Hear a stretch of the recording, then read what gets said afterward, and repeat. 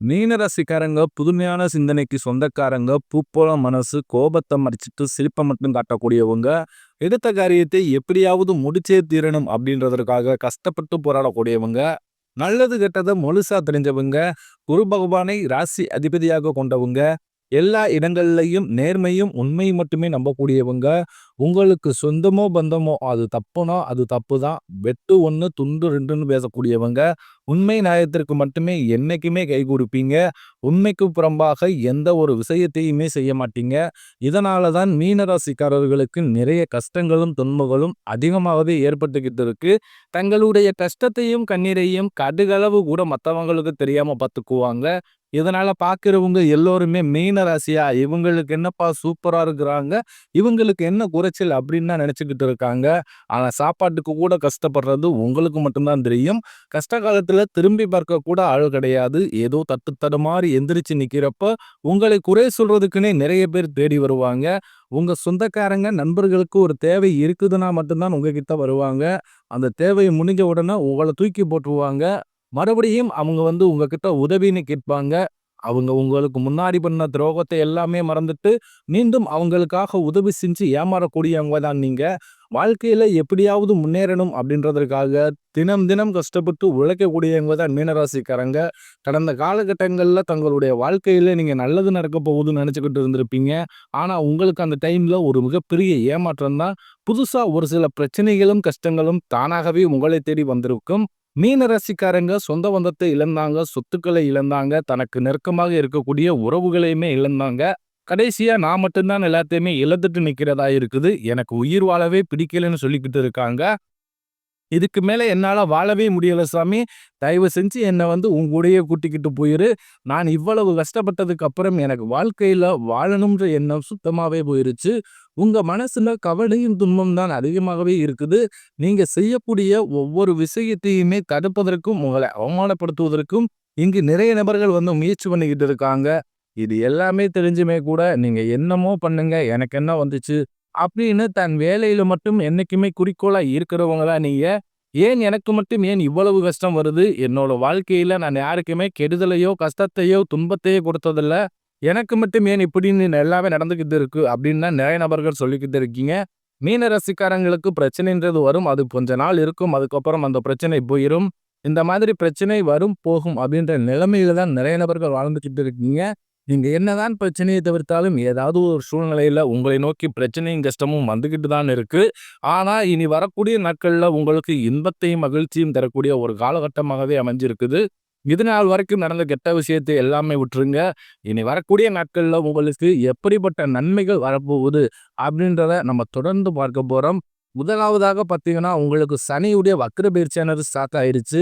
எங்களுக்கு சனி பயிற்சி தெரியும். இது என்ன சனியுடைய வக்ர பயிற்சின்னு ஒண்ணு புதுசா சொல்றீங்களே, இது என்ன அப்படின்னு நிறைய பேர் கேட்பீங்க.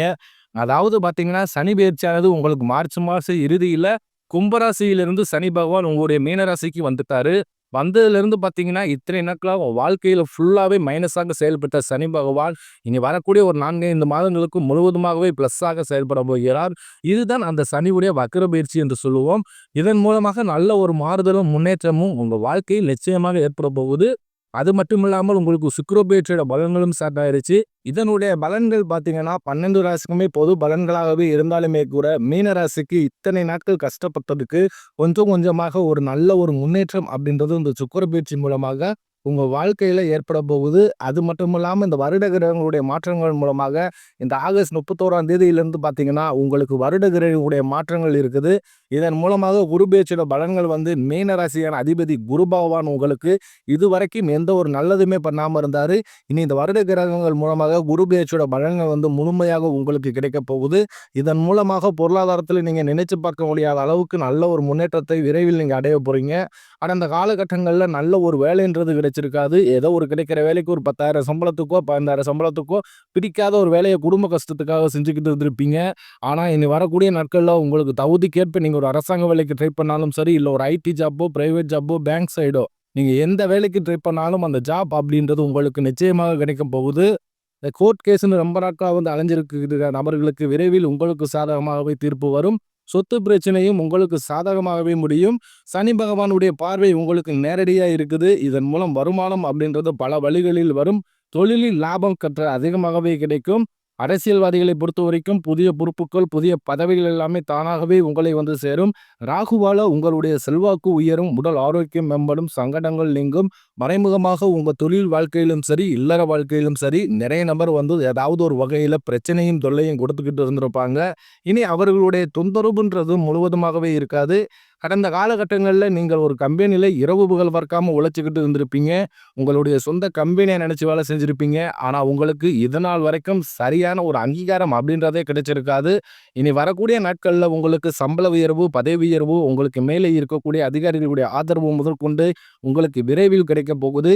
இனி உங்கள் வார்த்தைக்கு மதிப்பு மரியாதை கிடைக்கும். அந்தஸ்துக்கு நீங்கள் எதிர்பார்த்த உயர்வுக்கு போக போறீங்க. இனி நினைச்சது எல்லாமே நடக்கும். தொழிலில் வியாபார தடைகள் அனைத்தும் விலகும். லாபம் அதிகமாக கிடைக்கும். முன்னேற்றம் உண்டாகும்.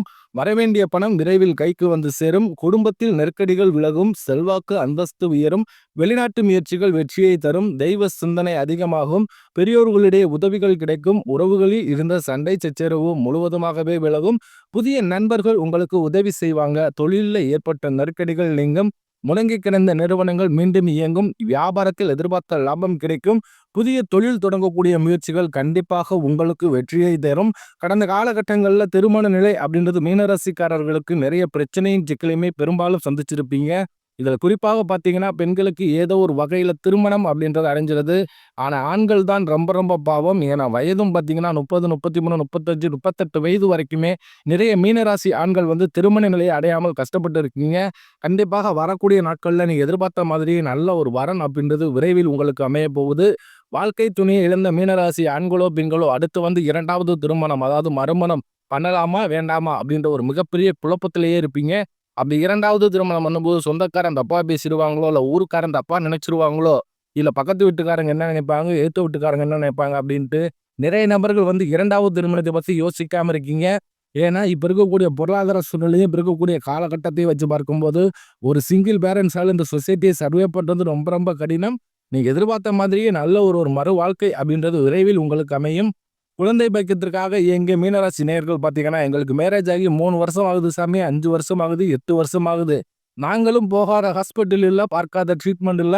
வாரத்துல 3 நாள் கோவிலுக்கு போய் வழிபாடு செஞ்சு வந்துகிட்டு இருக்கோம். ஆனாலும் எங்களுக்கு குழந்தை பாக்கியமே இல்லை சாமி அப்படின்னு தான் நிறைய நபர்கள் சொல்றீங்க. கண்டிப்பாக இந்த 2025 முடிவதற்குள் உங்களுக்கு நிச்சயம் குழந்தை பாக்கியம் அப்படின்றது உண்டாகும்.